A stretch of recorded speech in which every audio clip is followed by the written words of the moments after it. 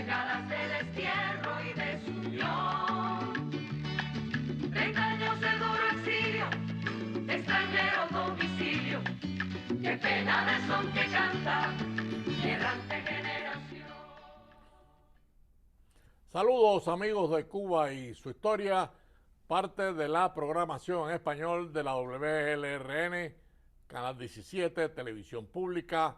Mi nombre es Alberto Müller. En el día de hoy, Cuba y su historia, obviamente, se adentra en la historia, pero es una historia interesante. Hemos hecho 2 programas sobre el tema de los hermanos Sanguilí. La semana pasada fue con Julio Sanguilí y ahora es con Manuel.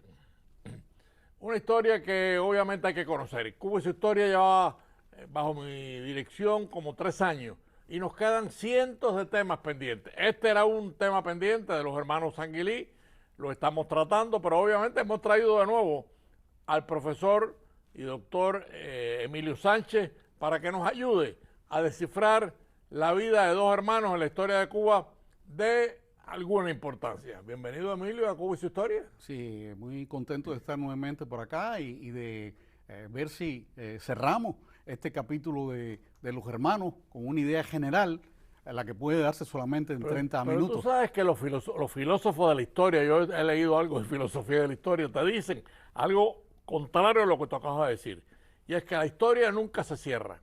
En fin, esto es un tema filosófico que no tiene nada que ver con los Sanguilí, pero ahí te dejo la introducción del programa. Voy a discrepar contigo. Bueno. La historia no se cierra, estamos de acuerdo, pero el programa de Cuba y su historia a los 28 minutos te dicen que cierre. Sí. Pero eso la culpa es de Chicoy. Bueno, Chicoy tiene mucha culpa en cerrar con tan poco tiempo. Pero volvamos a Julio y Manolo, que es interesante lo que nos falta. Bueno, mira, estos 2 hermanos comparten la infancia, porque recordaremos que se quedan huérfanos y se encarga de los 2, un militar de apellido Pizarro, aristócrata, militar español, que les proporciona a ellos una vida muelle, que les proporciona educación, buenas maneras. A diferencia de Julio, Manuel sigue los estudios después de la enseñanza media superior, matricula en la Universidad de La Habana la carrera de abogacía y lo deja en el último curso. ¿Por qué?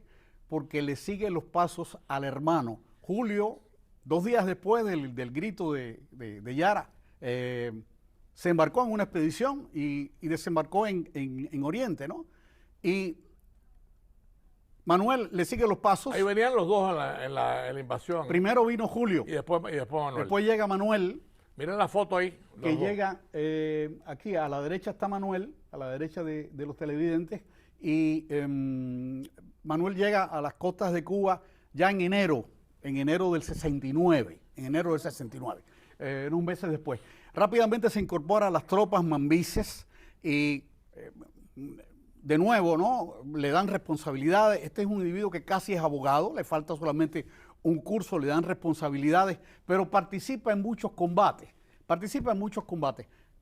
En menos de un año, Manuel obtiene el grado de teniente coronel. Y en el año 76 lo ascienden a coronel. Es decir, que él tiene muchos combates y con permiso tuyo voy a leer algunos de los principales muy a la carrera y no todo. Estuvo muy cerca de ser general, bueno, le faltó tiempo, sí. Porque ni siquiera Julio lo obtuvo. En el año 69, el 70, el 71, 72, 73, 74, 75, 76. En el año 76 con el ataque y toma de las Tunas, pero por ejemplo en el 69 tiene más de 10 combates, lo mismo en el 70. Aquí está, por ejemplo, en el 70, el combate de Peralejo, que es muy famoso en la historia de Cuba. Bueno, combates de Ágora Plátano en el 73, Nuevitas y Atadero. En fin, aquí hay cerca de 40 que son los que se citan, combates en los que participa Manuel Sanguilí, que no solamente es un individuo que fue ayudante de Gómez y que se ocupó también de trabajar en el Estado Mayor y responsabilidades dentro del gobierno del gobierno en armas, sino que participa con mucho arrojo y valentía en la vida militar, Ahora, en el año 77, ¿qué ocurre? Como recordarán, le encomiendan a Julio que salga al exterior para que se cure de sus heridas. Recuerden, el disparo en la rodilla y también la mano inutilizada. Y también para que junto a su hermano recaben fondos, organicen expediciones, etc. Esta segunda misión es un fracaso total. No logran levantar un centavo en el exterior. Por mucho esfuerzo que hicieron, reuniones y además escuchando la prédica revolucionaria de Manuel Sanguilí, ya un tribuno en todas las de ley en esa época. En el 78 lo sorprende el Pacto de San Juan. Sorprende el Pacto de San Juan. ¿Y qué pasa? Bueno, Manuel aprovecha para ir a España a terminar sus estudios de abogacía. Y Julio también se va a España. Después los dos regresan a Estados Unidos y de ahí a Cuba. Es decir, que ya en el año 80 los dos hermanos están de vuelta en Cuba, cada uno en lo suyo. Como recordarán, Julio está en aquellas actividades bien controvertidas de agente del gobierno español. Tú recordarás aquello, ¿no? Bien rara la conducta de Julio, que ya lo dijimos en el programa anterior, pero bueno, es bueno recordarlo, ¿no? Claro que sí. Y el caso de Manuel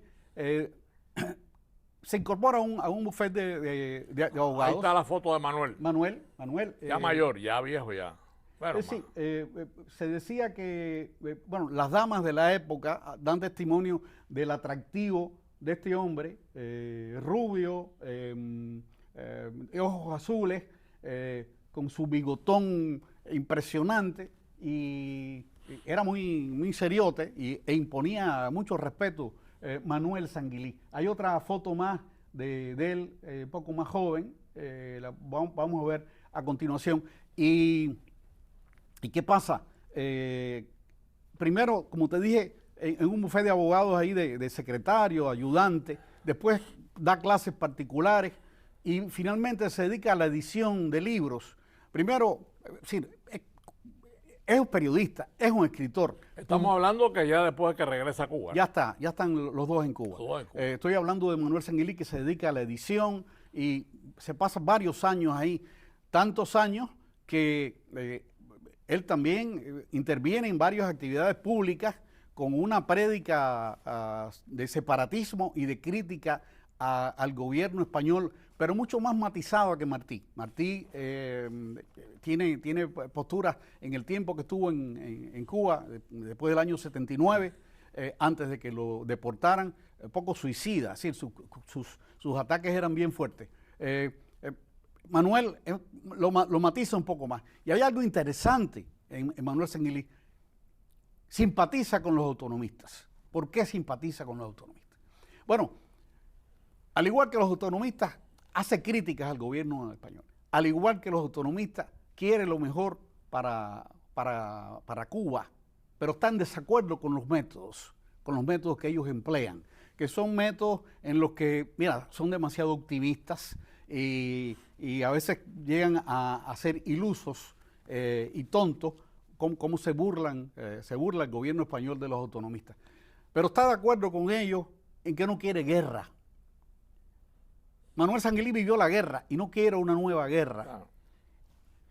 Admira a Martí, tiene simpatía por el Partido Revolucionario Cubano, pero no cree que es posible una guerra victoriosa. Se muestra escéptico. Hasta ahí el tiempo que va transcurriendo y llega el 24 de febrero de 1895, como recordarán, apresan a su hermano Julio en su casa del Cerro, en Falgueras, a una cuadra de tu casa de Lumbillo. A 2 cuadras de mi casa. Bueno, pues toman preso a Julio, lo condenan a cadena perpetua, pero él era ciudadano norteamericano. Entonces hay un litigio entre Estados Unidos y España, y eso se demora alrededor de 3 años. O sea, cuando ocurre el apresamiento y encarcelamiento de Julio Sanguilí, lo encarcelan en La Cabaña, a cumplir su sentencia, Manuel Sanguilí se va a Estados Unidos con su familia y fija residencia en Estados Unidos. Y supuestamente, según argumenta él se está ocupando de la defensa del hermano. Lo que ocurre es lo siguiente. Este litigio solamente se resuelve en el año 98, a principios del año 98. le dan la libertad a Julio Sanguilí con la condición de que no puede incorporarse a la guerra. No puede incorporarse a la guerra. Pero Estados Unidos entra en guerra con España, le declara la guerra a España a mediados del año, y en ese aspecto caduca el acuerdo. Acuerdo con Julio. Y Julio se va entonces a la Manigua en una expedición y desembarca por Banes. En el caso de Manuel, regresa a fines del 98, ya ha terminado la guerra. La guerra termina, bueno, aquí en agosto ya se cesan las hostilidades, se firman más adelante los acuerdos, etcétera. Y cuando regresa Manuel Sanguilí a Cuba en el año 98, ya hay paz. Ya pasó la guerra. Pasó la guerra. Ahora, déjame comentarte una cosa. ¿Cuáles fueron las relaciones de Martí con Manuel Sanguilí? Voy a hablarte de algunas cosas que dice Martí de Manuel Sanguilí. Si tú quieres, mientras tanto, ve comentando. Bueno, las relaciones en sentido general fueron buenas. O sea, fueron buenas. Había un criterio de Martí sobre Manuel Sanguilí mucho mejor que el que tenía Martí de su hermano Julio, definitivamente. Seguro. Mira, por ejemplo, sobre Manuel Sanguilí escribió Martí en Patria en 1892. Manuel Sanguilí siempre de cara al enemigo y al debate, y con la palabra como la cabellera de oro. Eso en el 92. En el mismo año, en Patria, Martí dijo de Manuel Sanguilí: gran orador que pone a la vez en sus discursos la mente judicial y la estrofa arrebatada, que nutre el fuego de su oratoria con avaricia infatigable en la sabiduría verdadera del mundo. Manuel Sanguilí es uno de los grandes tribunos en la historia de Cuba, sobre todo en el siglo XIX, junto con Montoro y con José Martí. Son los grandes tribunos en la historia. Ay, Martí lo apreciaba, lo dice ahí, ¿no? Bueno, ahí está. Esta es la opinión que tiene Martí, pero hay algo más que vincula a Sanguilí con Martí, y es que le piden a Sanguilí, acuérdate que él está en el 95, acaba de llegar a Estados Unidos, muere Martí en el mayo, y al año siguiente es el primer aniversario de la muerte de Martí, y le piden que haga el discurso. Hace un discurso para los inmigrantes cubanos, para la comunidad cubana allí, un largo discurso en homenaje a Martí, donde le exalta su figura, y estas son casi sus palabras finales. Dice Manuel Sanguilí: y veo más arriba, en rompimiento del cielo, como se ve a Jesús transfigurado en el lienzo del artista cristiano, la imagen risueña del patriota luminoso, que destila rocío de consuelo en las gotas de su sangre redentora. Y entonces creo percibir en las alturas, como si se desplomasen los orbes, el gruñido infernal de los monstruos de la noche, acosados por la lanza centelleante del arcángel. Manuel Sanguilí, el tribuno, una admiración. Después hay otro punto donde confluyen los destinos de Martí y de Manuel Sanguilí. Quizás si tenemos tiempo, lo tocamos al final, si no, lo dejamos para un nuevo programa. Pero voy a hacer una interrupción, Emilio, porque amigos de Cuba y su Historia, hemos llegado a la mitad del programa. Para los que han sintonizado tarde, que se han perdido la primera parte, el programa se ha dedicado o está dedicado a Manuel Sanguilí, el hermano de Julio, los dos hermanos, un hombre muy preparado, hacía grandes discursos, se consideraba un gran patriota, un mambí, un peleador. O sea, es una figura muy completa la de Manolo Sanguilí, pero para eso tenemos con nosotros a Emilio Sánchez. Ahí te dejo, Emilio. Sí, bueno, estábamos cuando yo hice la introducción para retroceder a la opinión de Martí, hablando de ya el regreso de Manuel Sanguilí en el año 98, cuando termina la guerra.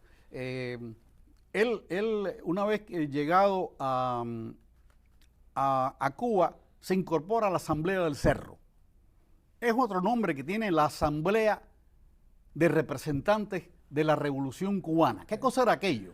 Bueno, se había terminado la guerra. Era un parlamento, ese es el parlamento, ¿no? Se había acabado la guerra. En consecuencia, el gobierno de la República en Armas se disolvió porque ya no había guerra. Desaparece. Y tienen que crear una nueva entidad de gobierno. Se crea entonces esta Asamblea de Representantes de la Revolución Cubana.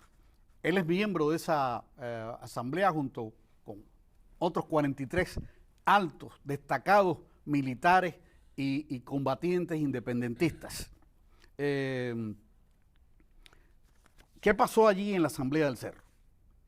Bueno, lo primero una de las primeras, digamos, decisiones de la Asamblea del Cerro es nombrar a unos representantes para que vayan a Estados Unidos a tocar tres cosas. Primero, que el gobierno de Estados Unidos reconozca a esta Asamblea de Representantes, que es el gobierno de Cuba en ese momento, y el tema del licenciamiento y del pago de un estipendio a los mambises. A los mambises, el pago de los mambises.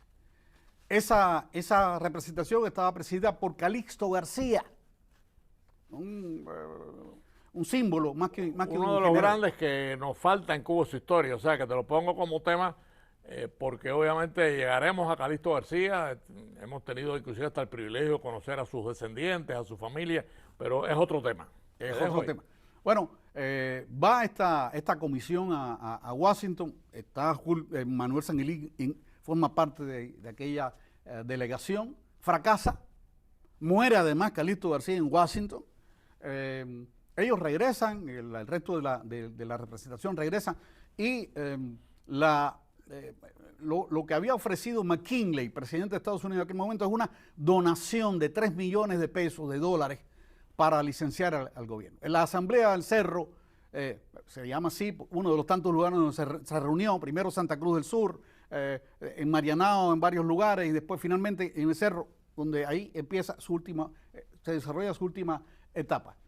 ¿Están en desacuerdo con aquello? No es suficiente para pagarle a los miembros. Lo que ofrece McKinley es una miseria. Es una miseria. Vaya, realmente, ¿no? Y entonces pretenden buscar un empréstito.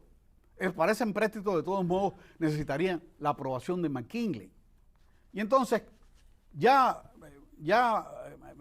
Máximo Gómez todavía era el jefe del ejército y no había soltado las armas, no había dejado las armas, estaba retirado con sus tropas en Remedios, Las Villas, y entonces ya Gómez había manifestado que estaba en contra de un empréstito porque no quería que el país se endeudara tan tempranamente. Entonces, la Asamblea del Cerro decide, ahí tienen a Gómez, decide entrevistarse con Gómez buscando que Gómez... Un entendimiento. Un entendimiento que apoyara la postura de la Asamblea, ¿no? Para de esta manera persuadir a McKinley Gómez se muestra remiso, dice que de ninguna manera, él no reconoce a la Asamblea, no la reconoce como otro poder y dice que no cuenten con él y hace declaraciones. Entonces, la Asamblea, que ya había conversado en privado con él, hace una reunión y la mayoría de los que están en la Asamblea, por lo menos hay una firma de cerca de 30 personas que están a favor de una moción de Manuel Sanguilí en torno a la eliminación del cargo de jefe del ejército. Pero allí en la Asamblea... Pero una foto de la Asamblea del Cerro. Allí en la Asamblea, esta foto de la Asamblea del Cerro, allí en la Asamblea se desata una discusión violenta, y se propone incluso no ya la desaparición del cargo, sino la destitución de Máximo. Es una situación peliaguda porque no pueden existir dos poderes. Aquí renace de nuevo el conflicto entre el poder militar, que lo tiene Gómez, porque es jefe del ejército, y el poder civil, que es la Asamblea. En un momento en que tan difícil de una ocupación de Estados Unidos, eso no se puede permitir, no se puede permitir. La decisión que ellos toman por mayoría es destituirlo. Y esto no solamente está Manuel Sanguilí, como a veces se presenta, no, están los generales más destacados de Cuba, Rafael Portuondo, Freire de Andrade, Lacret de Mola. Lacret incluso llega el momento que dice en la asamblea, si hace falta un general para fusilar a Máximo Gómez, aquí estoy yo.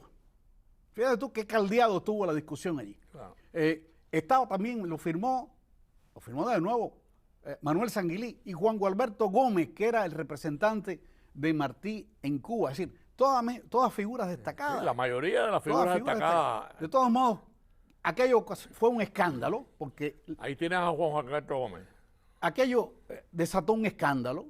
El pueblo idolatraba a Gómez y hubo protestas de tal suerte que la Asamblea del Cerro tuvo que disolverse. Se quedaron 3 personas allí para ir tirando con las cosas que estaban pendientes, pero la Asamblea se disolvió.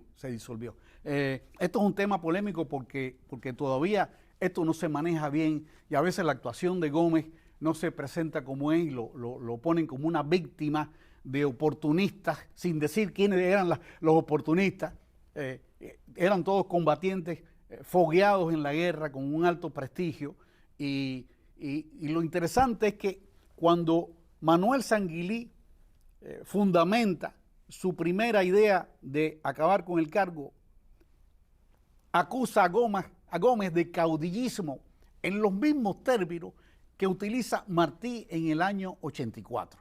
El caudillismo en Gómez es algo implícito en su personalidad, se manifiesta en el 84, en la diferencia con Martí Gómez Maceo, y se manifiesta también en la Mejorana, de lo cual hemos hablado, se manifiesta ahora en la Asamblea del Cerro. La Asamblea publica un manifiesto donde explica sus razones y ahí pone por escrito y acusa a Gómez de caudillo y de dictador. Habla de los arrebatos dictatoriales de Gómez, dice que no es un problema de ahora, del momento de la Asamblea, que desde el inicio de la guerra hubo conflicto con Gómez. Hasta aquí podemos dar ya alguna conclusión. Lo que pasa, Emilio, perdona que te interrumpa un segundo rápido, porque sé que el tiempo vuela. Ya realmente en este momento la Asamblea del Cerro, claro que tenía una función representativa, pero Cuba ya era americana. El poder que funcionaba realmente no era el cubano, era el gobierno de los Estados Unidos, que ese sería otro tema para Cuba y su historia, pero bueno, lo dejamos aparte ahí, porque es un tema de analizar. O sea, ya es otra Cuba de la que estamos hablando. El gobierno de los Estados Unidos no reconoció la beligerancia de los mambises antes de la guerra y no reconoció el gobierno que surgió en la Asamblea del Cerro.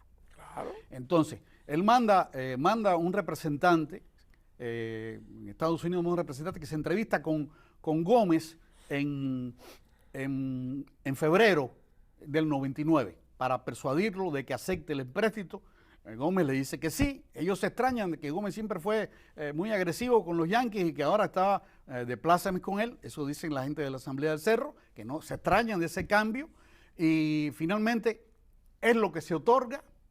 Se otorga esa donación y él fracasa la petición del empréstito. Última cosa que hay que decir. Manuel tuvo una actitud destacada porque en 1901 forma parte de la Asamblea Constituyente. Al principio se opuso a la enmienda Platt, pero al final, como hombre sabio... Se incorpora a la Constituyente. No, se incorpora en 1901, pero en la Constituyente se opone a la enmienda Platt. Pero al final de la discusión apoya, dice, es preferible tener una república con enmienda que no república.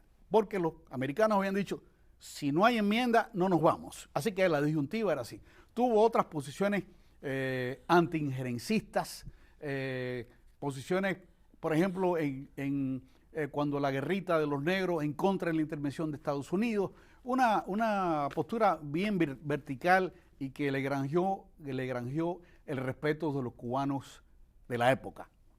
Si quieres hacerme alguna otra pregunta para concluir. El problema es que estamos metiéndonos en un tema, Emilio, que lo acabo de sugerir hace unos minutos y potencio esta sugerencia. Yo creo que tenemos que hacer un programa cuando podamos, porque esta dinámica no es fácil, hay que prepararlo, sobre este tema. O sea, realmente la intervención americana tiene toda una faceta curiosa que los cubanos rechazaron, y tiene alguna faceta que los cubanos aceptaron. Me refiero a los cubanos que de una u otra forma estaban vinculados a la independencia. Fue buena la intervención americana, fue buena la enmienda Pla, es positivo. O sea, son temas que quedan abiertos y por supuesto quiero comprometerte para cuando tengamos tiempo. Bueno, no sé si yo soy la persona, quizá hay otra persona especializada en el tema de la intervención. Es un tema complicado, merece estudio, ¿no? Quería, por último, llamar la atención y darle el crédito a Octavio R. Costa, que escribió la biografía, a ver si podemos poner la portada de la biografía que se llama Sanguilí, historia de un ciudadano, publicada en 1950. Es la portada del único libro que está dentro de esa foto, que dice Manuel Sanguilí, ciudadano. Ahí está. Debajo verán ustedes Octavio R. Costa. Bueno, Octavio es un historiador muy serio. Como no, muy respetado aquí en el exilio y estudioso. Pero Emilio, nos quedan 3 minutos de programa. Yo te pediría hacer ya un resumen final de Manolo Sanguilí o de Manuel Sanguilí, que obviamente es un hombre grande en la historia de Cuba, no podemos... Tiene muchas luces y pocas sombras. Claro. Las luces, hemos hablado de su arrojo en la batalla, en sus méritos militares, en su compromiso con la independencia, en su valía como intelectual, como escritor, como periodista. Tiene algunas, durante la República también, es lo último que hemos tratado. Y la sombra, mira, vivió un poco de espaldas a la fechoría del hermano, de Julio Sanguilí. Siempre apañó las fechorías. No, o al menos no se enteró. Bueno. Y él idolatraba a su hermano, quizás no concebía que el hermano pudiera caer en eso. Por último, esa estancia de él en Nueva York tan prolongada, no participó en la guerra de independencia, no participó, y sus argumentos son un poco cuestionables. ¿Por qué? No, porque estaba defendiendo a mi hermano. Bueno, si tenía un abogado que era quien lo defendía, él no podía hacer nada allí, ¿no? Después, no, porque no me invitaron a ir a la guerra, no recibí la invitación. Es decir, y esta actuación de la Asamblea del Cerro, por lo menos, si no es negativa, por lo menos es controvertida, merece aclararse más. Para mí el balance es positivo sobre Manuel Sanguilí. Bueno, Emilio, te agradecemos muchísimo este segundo programa sobre los hermanos Sanguilí, dedicado a Manuel, que obviamente fue el hermano que más demostró ser un hombre al servicio de Cuba.